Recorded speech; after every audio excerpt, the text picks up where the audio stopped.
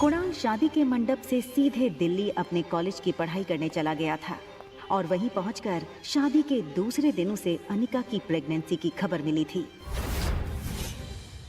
अरे कुणाल बेटा, आज अचानक से तुमने फोन किया कि तुम्हारे कॉलेज की तुम्हारी छुट्टियां शुरू हो गई क्या? कमाल है, 4 महीने के बाद मैं घर आना, अपने दामाद को इस तरीके से वेलकम करेंगे। और वैसे भी बहुत कुछ बदल गया है अब यहाँ पे।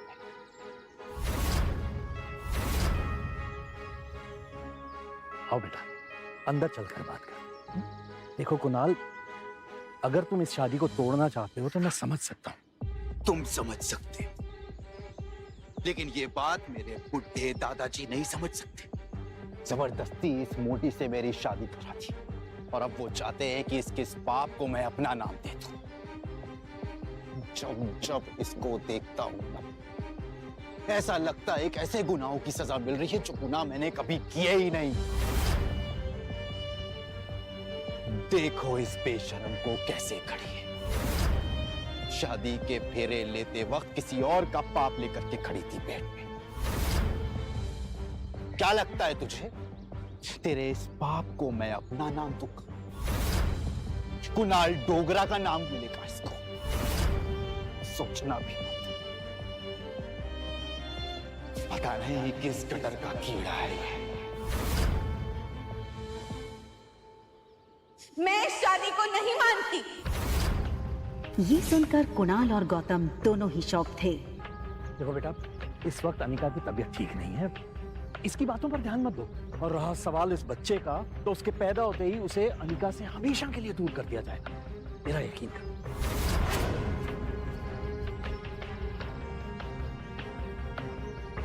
ठीक उसी पल अचानक से अनिका के पेट में जोरों से दर्द शुरू हो गया।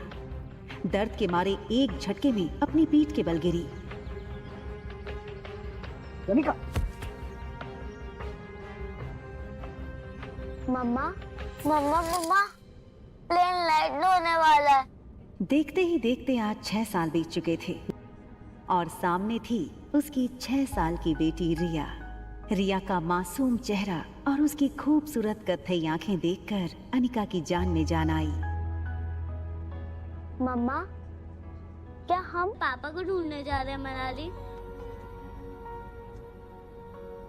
मैंने कितनी बार कहा है तुमसे, तुम्हारे पापा नहीं मिले। कम ऑन मम्मा, हमारे तो टीचर सिखाते हैं कि सब बच्चों के मॉम एंड डैड होते हैं। तो क्या मैं गेमिंग वर्ल्ड से आई हूँ, या फिर मैं किसी जादू करके हेड से बाहर निकली हूँ? आबरा का डाबरा, रिया बाहर आ जा। तो मनाली में मेरा भाई मिलेगा क्या? रिया का ये सवाल सुनकर अनिका गहरी सोच में डूब गई थी। उसे याद आ गया कि कैसे 6 साल पहले उसने मनाली के हॉस्पिटल में जुड़वा बच्चों को जन्म दिया था। अनिका के पापा गौतम की कद काठी के एक आदमी ने उससे उसके दोनों बच्चों को छीनने की कोशिश की थी। कमजोर अनिका ने बड़ी हिम्मत से उस आदमी को रोकने की कोशिश की और उसका सामना कर रिया को तो बचा लिया, मगर अफसोस कि वो अपने बेटे को नहीं बचा पाई और वो आदमी अंधेरे में उसके बेटे को लेकर भाग गया था। और इसी वजह से अनिका की मौसी उसे बचाकर बेंगलुरु ले आई थी, जहां अनिका का इलाज भी हुआ था।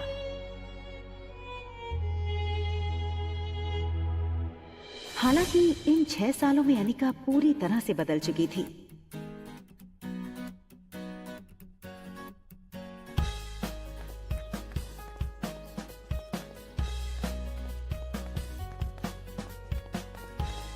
हार्मोनल इम्बैलेंस की वजह से फूला हुआ उसका शरीर अब एकदम ही से नॉर्मल हो चुका था।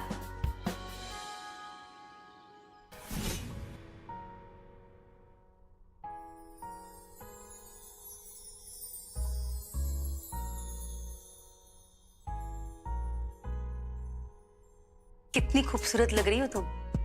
मनाली में तो लोगों के होश उड़ जाएंगे।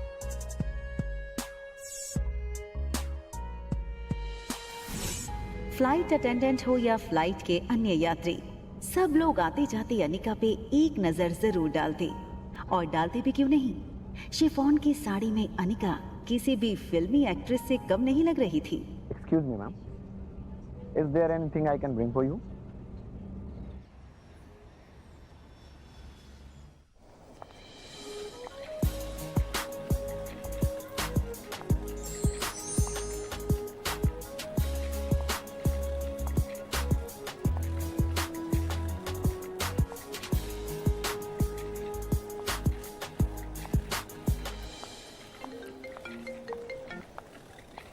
हेलो पा। कुणाल तुम्हें लेने एयरपोर्ट आ रहा है। तुम उसके साथ सीधा घर आना। यहाँ पहुंचते ही तुम्हें 2 पेपर्स पे साइन करना है, एक डिवोर्स पेपर और दूसरा वो